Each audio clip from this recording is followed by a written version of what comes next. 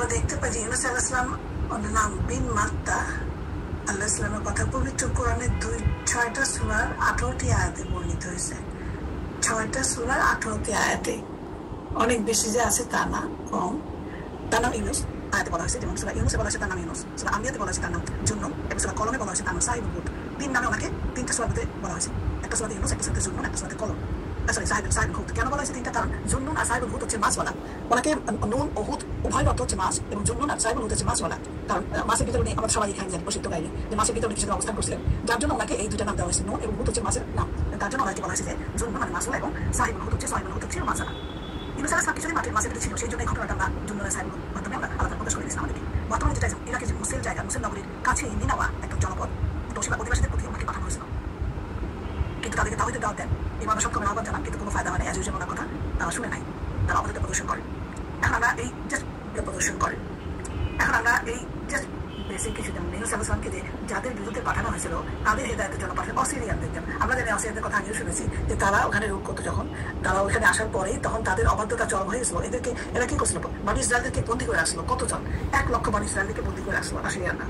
আর বন্দী করাও তার টর্চার করতো, এবং তাদেরকে হেদায়েতের জন্য আল্লাহ তাআলা তখন নবী বানায় ইউনূস আলাইহিস সালামকে পাঠাইছিল, এবং উনি তাদেরকে চেষ্টাও করছিলেন, কিন্তু তারা কথা শুনতো না। কথা শোনা হয়েছিল তাদের হেদায়েতের জন্য পাঠায় অসিরিয়ানদের জন্য। আমরা জানি অসিরিয়ানদের কথা আগেও শুনেছি যে তারা ওখানে রূপ করতো, যখন তারা ওখানে আসার পরেই তখন তাদের অবাধ্যতা চরম হয়েছিল। এদেরকে এরা কি করছিল? বনী ইসরায়েলদেরকে বন্দী করে আসলো। কতজন? 1 লক্ষ বনী ইসরায়েলদেরকে বন্দী করে আসলো অসিরিয়ানরা।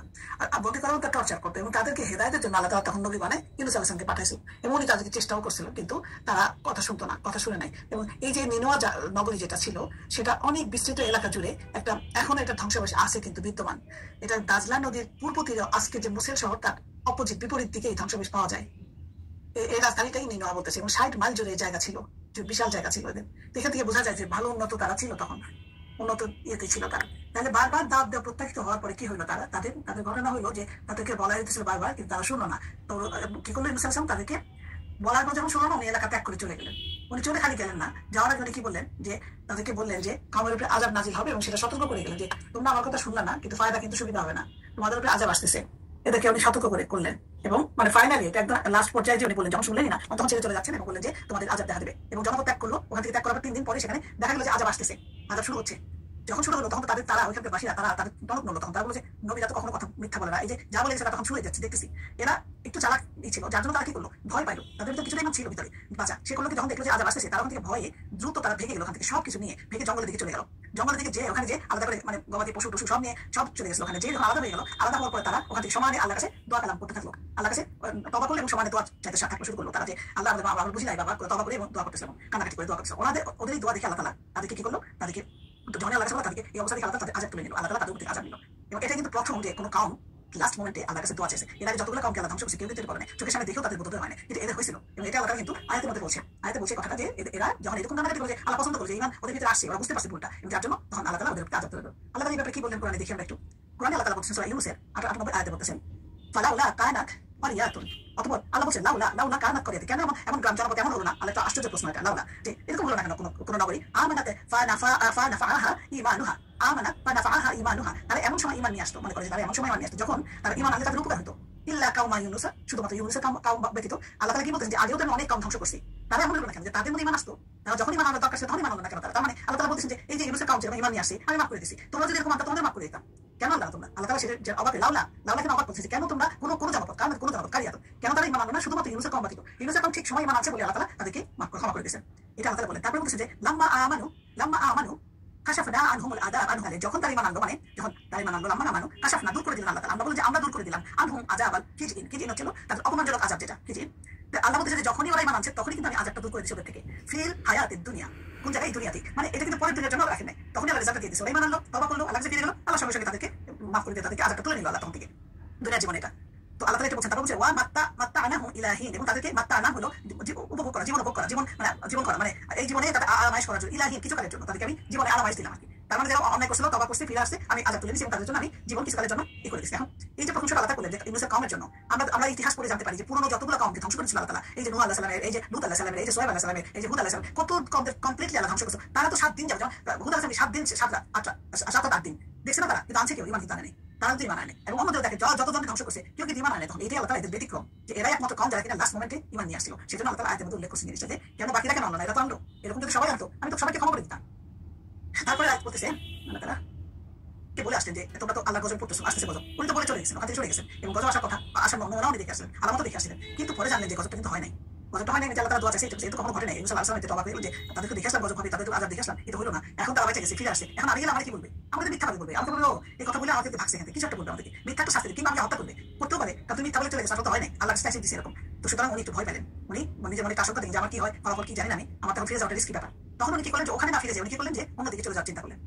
যে জিনিসটা একজন নবী করতে পারেন না, যেটা উনি করলেন যে উনি ওয়েট করতে, বা আল্লাহ যদি বলতেন যে তুমি এটা করো, সেই ওয়েট করেন না, উনি করছেন নিজেই ডিসিশন নিয়ে অন্যদিকে চলে গেছেন হিজরত করার জন্য। আল্লাহ হুকুম পাঠানোর জন্য যুক্তি ছিল, কিন্তু সেটা তিনি করেন নাই।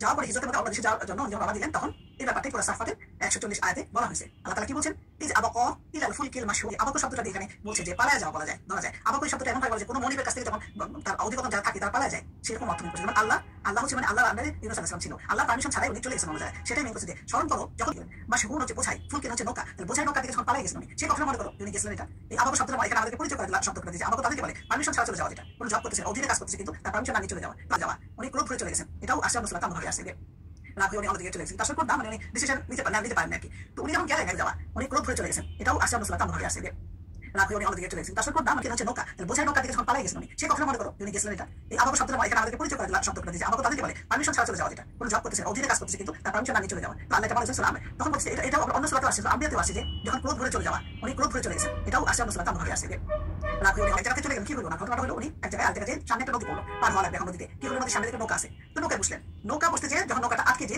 ডুবে যাওয়া অবস্থা, ভারী হয়ে গেছে নৌকায়, মানুষজন বেশি, নৌকাটা লোডেড হয়ে গেল। এখন নৌকা যখন ডুবে যাওয়া উপক্রম হলো, তখন মাঝিদের মধ্যে বলে যে আমাদের তো কাউকে নামাইতে হবে, কে নামবে, উইলিং তো কেউ নামতে চান। তখন একটা লটারির ব্যবস্থা করলো যে আমি লটারি করি, এই নৌকা থেকে একজনকে তো নামাইতে হবে, এমনি তো কেউ নামবে না, লটারি করি। একবার দুইবার তিনবার, পরপর তিনবারই ইউনূস আলাইহিস সালামের নাম আসলো লটারিতে। তখন বলে যে না, এখন তো ওনার নাম আসলে নামতে হবে। ইউনূস কি করলেন, নদীতে নেমে গেলেন, নদীতে পড়ে গেলেন নাকি ঝাঁপ দিলেন বা যাই হোক, উনি নদীতে চলে গেলেন। তো তারপরে ওখানে নামার পরে কি হলো, সূরা সাফফাতে এই জিনিসটা বর্ণনা করা হয়েছে 139 থেকে 42 নম্বর আয়াত পর্যন্ত। কি বলা হয়েছে এখানে, ওয়া ইন্না ইউনূসা লামিনাল মুরসালিন। শুরুতে আল্লাহ তাআলা বলছেন ইউনূস ছিলেন পয়গম্বরদের একজন, অর্থাৎ পরিচয় করে দেন ইউনূস আলাইহিস সালাম যে কেউ ছিল না, পয়গম্বরদের একজন ছিল। ইদ আবাক ইলাল ফুলকিল মাশহুর, যখন সে পালিয়ে যাত্রী বোঝাই নৌকায় উঠলো যখন, তখন কি হলো, ফাসাহামা ফাকানা মিনাল মুদহাদিন। ফাসাহামা হলো লটারি করা, যেটা তার লটারি যখন করলো, ফাকানা মিনাল মুদহাদিন। মুদহাদিন হচ্ছে অকৃতজ্ঞ হওয়া বা পরাভূত হওয়া বা সাকসেসফুল হলো না, যেটা ওনাকে লটারি করার বিষয় সেখানে সাকসেসফুল হলো না, মানে ওনার নাও উঠলো না, মানে নাও উঠে নেমে যাওয়ার জন্য। তখন বললো ফাল তাকামাহুল হুতু ওয়া হুয়াল মুনিম। কি বললো আল্লাহ তাআলা, যে তখন তাকে কি হলো, একটা মাছ তখন মাছ তাকে গিলে ফেললো। ফাল তাকামাহু, হুতু হচ্ছে মাছ, একটা মাছ তাকে গিলে ফেললো। ওয়া হুয়াল মুনিম, কোন অবস্থায় ঢুকলো, এমন অবস্থা যে তখন নিজেকে আফসোস ছাড়া কিছু করার নাই, আমি এটা কি করলাম, কেন কাজটা করতে গেলাম, আফসোস করো, ধিক্কার করা, মুনিম মানে ধিক্কার করা। তো ওনার ভিতরে ধিক্কার চলে আসলে আমার তো করা ঠিক না, আমি বুঝতে পারছিলাম যে আল্লাহ তরফ থেকে ওনার এটা আসছে, এটা যেটাই হোক, শাস্তি হোক, পরীক্ষা হোক, কিন্তু বুঝতে পারছেন। তো তখন মনে হলো যে নিজেকে ধিক্কার করতে থাকেন যে এটা তো বললো না কাজ ঠিকটা, যেটা করলাম আমি। তারপরে আল্লাহ বিরাট যে মাছ, যেটা একটা বিরাট মাছের ওনাকে গিলে ফেললো, কিন্তু মাছের পেটে তিনি হজম হয়ে যান কিন্তু এটা ছিল তার জন্য একটা নিরাপদ কয়েকখানা। ওনাকে পানির মধ্যে নিলেন, পানি থেকে কয়েদে দুনিয়াতে জেলে, আমাদের দুনিয়া কয়েকখানা জেলে ঢুকাই দিত, কিন্তু ওনার জেল হলো তখন মাছের পেটে ওনাকে নিরাপদে ঢুকাই দিলেন, মাছের পেটে ওনাকে হজম করতে দিলেন না। আল্লাহ তাআলা এটা শাস্তি দেওয়ার উদ্দেশ্য ঠিক না, ওনাকে একটা লেসন দেওয়ার জন্য। নবীদেরকে তো আল্লাহ শাস্তি দিবেন না, ওরা যে আদবটা দেখাইতে পারেন আল্লাহর উপরে, তাকে শিক্ষা দেওয়ার জন্য আল্লাহ তাকে শাসন করলেন না। কিন্তু তুমি ঠিক আছে, তুমি বলবো সামনে দেখি তোমার একটু পরীক্ষা করে দেখি তোমার কি অবস্থা, সেজন্য অনেকে মাছের পেটে কিছুদিন রাখবেন। কিন্তু অন্যান্য জায়গায় বলা আছে যে ইউনূস আলাইহিস সালাম সম্বন্ধে আমাদের চলে গেছে, অন্যান্য মানুষ শুধু একটু দেখা যায়। আমরা বলি আল্লাহ তাআলা তার কার্যক্রম পছন্দ করেন, ফল সন্তোষের কারণ হয় এবং তাকে মাছের পেটে অবস্থান করতে হয়, অন্য জায়গায় বলা আছে। যাই হোক, তারপরে এই আনন্দকরণ ফল অসন্তোষের কারণ হয় এবং তাকে মাছের পেটে অবস্থান করতে হয়, অন্য জায়গায় বলা হয়েছে।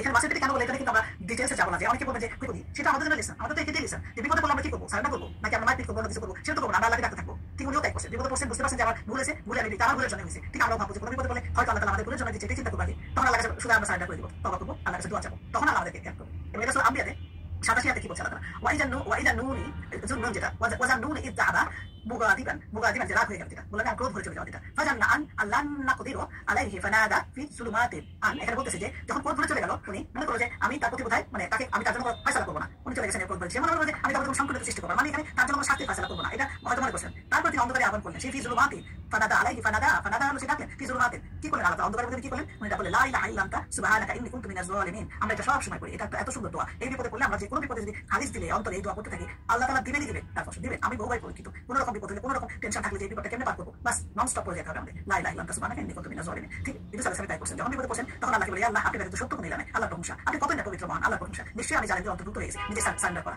প্রথমে আল্লাহর প্রশংসা করা, তারপর নিজের কৃতকার্য আমি যা করলাম সেটা আল্লাহকে বলা যে আমি তো ভুল করছি, এটাই করছি, এটা বলে আমি আপনার কাছে ফিরে আসলাম, আপনি আমার মাফ করে দেন। আমরা তো এভাবে বলি, কিন্তু তার আগে আল্লাহর প্রশংসা করতে হবে, আল্লাহ আপনি না কত মহান কথা। এটা বললে এই দোয়াটা বলছে, যে দোয়াটা রাসূলুল্লাহ সাল্লাল্লাহু আলাইহি ওয়াসাল্লাম বলছে হাদিসে অনেক, যে এটা অনেক সুন্দর দোয়া। এখানে তুমি এতটা অন্ধকারে ছিলেন, একেতে মাছের পেটে সেখানে অন্ধকার, সমুদ্র রাত্রিবেলা সমুদ্র অন্ধকার এবং রাতের অন্ধকার, সমুদ্র পানিতে এমনি ডিপ অন্ধকার, আবার রাত্রিবেলা সেটা অন্ধকার, মাছের পেট অন্ধকার, তিনটা অন্ধকারের ভিতরে ছিলেন, জুলুমাত। চিন্তা করা যায় যে কিরকম ভয়াবহ অবস্থা, সেটাই এই দোয়াটা অনেক করাতে এই দোয়া ইউনুস নামের দোয়াটা পরিচিত। এবং হাদিসে রাসূলুল্লাহ সাল্লাল্লাহু আলাইহি ওয়াসাল্লাম বলছেন যে মাছের পেটে পাখিতে ইউনুস আলাইহিস সালামের দোয়াটি যদি কোনো মুসলিম কোনো উদ্দেশ্যে হাসিলের জন্য পাঠ করে, তবে আল্লাহ তাআলা সেটা কবুল করেন, প্রেমিক আছে। এখন ইসলামের দোয়া বলতে এই দোয়া ইউনুস নামের দোয়াটা পরিচিত। এবং হাদিসে রাসূলুল্লাহ সাল্লাল্লাহু আলাইহি ওয়াসাল্লাম বলছেন যে মাছের পেটে পাটকিতে ইউনুস আলাইহিস সালামের দোয়াটি যদি কোনো মুসলিম কোনো উদ্দেশ্যে হাসিলের জন্য পাঠ করে, তবে আল্লাহ তাআলা সেটা কবুল করেন, প্রেমিক আছে। এখন ইউনুস আলাইহিস সালামের দোয়াটি যদি কোনো মুসলিম কোনো উদ্দেশ্যে হাসিলের জন্য পাঠ করে, তবে আল্লাহ তাআলা সেটা কবুল করেন, প্রেমিক আছে।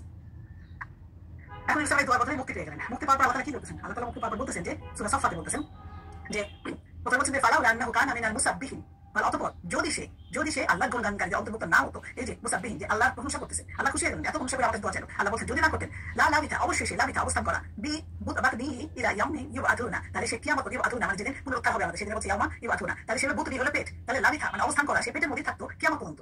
যদি সে আমার প্রশংসা করতো না করতো, তাহলে সে কিয়ামত পর্যন্ত পেটের মধ্যে থাকতো। ফানাবাযনাহু বিল আরাই ওয়া হুয়া সাকিমুন, নাবাজ মানে নাবাজ নিক্ষেপ করা। তো অতঃপর কি করলো, তাকে নিক্ষেপ করলাম আমরা কোথায়, বিল আরাই, আরাই হলো মরুপ্রান্ত, এমন জায়গায় কোনো গাছপালা নাই সে জায়গাটা, সেখানে আমরা তাকে নিক্ষেপ করলাম। ওয়া হুয়া সাকিমুন, কি অবস্থায় করলাম, যখন সে রুগ্ন দুর্বল অসুস্থ অবস্থা, সাকিম মানে পেটের ভিতরে থাকতে থাকতে তো সে ওখানে তো শুকায় গেছে, একদম দুর্বল হয়ে গেছে, ওই অবস্থা তাকে মরুভূমির প্রান্তরে নিক্ষেপ করলাম, মাছ ওখানে ছেড়ে দিয়ে আসলো, তাকে ওখানে ছেড়ে দিলেন। এবং আল্লাহ তাআলা বলছেন যে তাকে ওই অবস্থা দিলাম। ওয়া আম্বাতনা, এবং সেখানে কি হলো, উৎপন্ন করা, আম্বাতনা সৃষ্টি করা, আম্বাতনা আলাইহি শাজারাতাম মিন ইয়াকুতিন, কি করলো সেখানে লতা বিশিষ্ট, যে ইয়াকুতিন যেটা লতা বিশিষ্ট গাছ, সেখানে আল্লাহ তাআলা মানে বানায় সৃষ্টি করলো আর কি। লতা বিশিষ্ট গাছ বলতে এখানে এক্সাম্পল তাফসীরবিদরা অ্যানালাইসিস করে বের করছে, যেটা ওই জাতীয় যে গাছগুলো ক্লাইম্বিং মানে সোজা করে না, মানে উপর দিকে করে না, লতা বিশিষ্ট যেটা ক্লাইম্ব করে, যেরকম যেমন আমাদের মাচা করে দিতে হয় যেসব গাছের জন্য। এখানে অনেকটা বলছে যে লাউ গাছের মতো হতে পারে, এখানে লাউ গাছের নামই আসছে বেশি। ও আরসালনাহু ইলা মিয়াতিন আলফিন আও ইয়াজিদুনা, ও আরসালনাহু তাকে আমরা পাঠিয়ে দিলাম, ফেরত পাঠালাম, কোন দিকে পাঠালাম, ইলা মিয়াতিন আলফিন মানে 1,00,000 লোকের কাছে, মিয়াতিন আলফিন আও অথবা ইয়াজিদুনা তার চেয়ে বেশি কারো কাছে, মানে যে সম্প্রদায়ের কাছে তাকে ওনাকে পাঠিয়ে দিল, সেটাই বলতেছিল, ওনাকে যে সম্প্রদায়ের কাছে পাঠিয়ে দিলাম 1,00,000 বা তার চেয়ে বেশি, তখন আমরা তার কাছে পাঠিয়ে দিলাম ওনাকে, মানে তার মানে কি, ওনাকে একটা কাউমের কাছে পাঠাইলো, সে ইয়ার জন্য এখানে 1,00,000 বা তার চেয়ে বেশি ইয়ের লোকের কাছে পাঠিয়ে দিলাম। ফাআমানু ফামাত্তা'নাহুম ইলা হিন, তাহলে কি হলো, অতঃপর যে ঈমান আনলো সে, তারা ঈমান আনলো, আমানু সবাই যারা ঈমান আনলো তাদেরকে পাঠালো, ফলে আমরা তাদেরকে নির্ধারিত সময় পর্যন্ত জীবন ভোগ করার সুযোগ দিলাম। মানে উনি এরপরে যাওয়ার পরে তারা কিন্তু ঈমান আনলো। পরে সফাতের 143 থেকে 148 পর্যন্ত আয়াত দেখে নিতে পারেন সবাই। আল্লাহ তাআলা সূরা আম্বিয়াতে বললেন ফাস্তাজাবনাহু ওয়া নাজাইনাহু মিনাল আগামি, ফাস্তাজাবনা মানে কি, যে আমরা তাকে কি করলাম, যে তাকে সাড়া দেওয়া, রিপ্লাই দেওয়া, যেটা তাকে আমরা সে যখন আমাদেরকে ডাকলো তখন আমি সে ডাকে তাকে সাড়া দিলাম, এবং তাকে গম্মি তার দুশ্চিন্তা মুক্ত করলাম, তাকে আমরা সেখান থেকে দুশ্চিন্তা থেকে উদ্ধার করলাম। আর যাই না ওয়ানুনজি মুমিনিন, এভাবে আমরা উদ্ধার করে থাকি মুমিনদেরকে। মুমিনরা যদি আমার কাছে এরকম ভাবে চায়, এভাবে উদ্ধার করে থাকি। আল্লাহ তাআলা ইনসাফে দোয়া কবুল করেছেন, তাকে অন্ধকার মাছের পেট থেকে পরিত্রাণ দিয়েছিলাম এটা বলতেছেন। আর যে কোনো মুমিন বিপদ আপদে দুঃখ কষ্ট করে আমাকে ডাকবে, আমি তাকে পরিত্রাণ দিব। অর্থাৎ আমরা যেভাবে ইউনুস আলাইহিস সালামকে দুশ্চিন্তা ও সংকট থেকে উদ্ধার করেছি, তেমনি ভাবে সব মুমিনকে উদ্ধার করে থাকি, যদি তারা সততা ও আন্তরিকতার সাথে আমার দিকে মনোনিবেশ করে এবং আমার কাছে আশ্রয় প্রার্থনা করে। এগুলো তো আমাদের জন্য লেসন না, এই যে নবীদের থেকে লেসন কি, এগুলোই লেসন পাই আমরা প্রত্যেকটা দিন সমাজে। সেখানে তার কবর হয়ে যেত, এবং সেখানে কি আপনারা যাওয়ার পর মানে তার অধিক ইবাদত আমল সাধারণ না থাকতো, মাছের পেটে যাওয়ার পর তওবা ইস্তিগফার তাসবিহ পাঠ না করতো, তাহলে মাছের পেটে থেকে যেত, সেখানে তার কবর হয়ে যেত, এবং সেখানে কি আমাদের পরিবর্তন হতো। আল্লাহ তাআলা বলেন যেটা তওবা ইস্তিগফার বা তাসবিহ দ্বারা বিপদ আপদ দূর হয় এবং তা বিশেষ মৃত্যু বহন করে। অধিক পরিমাণ ইবাদত সাধারণ আমল এবং তওবা ইস্তিগফারের ফলে আল্লাহ তাআলা তার তওবা কবুল করতো, মাছের পেট থেকে জীবিত অবস্থায় বের করছেন এখান থেকে। ইউনুস আলাইহিস সালাম স্বাভাবিকভাবে রুগ্ন ছিলেন, ওই অবস্থায় সেখানে উদ্গত লাউ জাতীয় গাছের পাতাকে জীবন দান করেছেন, যা পুষ্টি সমৃদ্ধ ছিল। অতঃপর সুস্থ হয়ে আল্লাহ তাআলার হুকুমে তিনি জাতির কাছে ফিরে আসেন। জাতির লোকেরা তার প্রতি ঈমান আনলো, শিরক থেকে মুক্ত হয়ে এক আল্লাহর ইবাদত করতে লাগলো, ফলে আল্লাহ তাআলা তাদেরকে দুনিয়ার সুখ সম্পদ ভোগ করার সুযোগ করে দেন। এই সূরাগুলোর ভিতরে ওনার আয়াতগুলো আছে, কোথায় বলা আছে দেখে নিতে পারেন। 6টা সূরার 18টি আয়াত, এখানে সবগুলো টোটাল 18, খুব বেশি নাই তো, এজন্য বললাম। শিক্ষণের বিষয় কিছু আছে, কঠিনতম অবস্থায় কি হয়, আল্লাহ সাহায্য চাইতে হয়, আল্লাহ নেক বান্দার উপরে শাস্তি আরোপ করেন না, যে কোনো সংকটের দৃঢ় বিশ্বাস রাখতে হবে। আল্লাহ পরীক্ষা কিরকম হবে, তার পরীক্ষা আগমনের 1 সেকেন্ডের পূর্বেও জানা যাবে না। আল্লাহ ইচ্ছা করে যে কোনো পরিবেশে বান্দাকে রক্ষা করে থাকেন। খালিস তওবা ওয়াকুল প্রার্থনার ফলে অনেক সময় আল্লাহর গজব উঠিয়ে নিয়ে, যেমন ইউসুফ কওমের উপর থেকে আল্লাহ গজব উঠিয়ে ফিরিয়ে নিয়েছিলেন। আল্লাহ প্রতি অনুগত্য ব্যতীত দোয়া কবুল হয় না, যেমন গভীর সংকটে নিপতিত হওয়ার আগে ও পরে ইউসুফ আলাইহিস সালামের প্রতি অনুগত্যশীল ছিলেন, ফলে আল্লাহ তার দোয়া কবুল করেন। আল্লাহর প্রতিটি কর্ম তার নেক বান্দার জন্য কল্যাণকর হয়ে থাকে, যা বান্দার সঙ্গে সঙ্গে বুঝতে না পারলেও পরে বুঝতে পারে। যেমন ইউসুফ আলাইহিস সালাম পরে বুঝতে পেরে অধিক অনুগত, এবং তার এই জন্য আল্লাহ তাকে অধিক প্রত্যাবর্তনশীল বা আওয়াব বলে, আল্লাহ প্রশংসা পান। এই ছিল ইউসুফ আলাইহিস সালামের কাহিনী।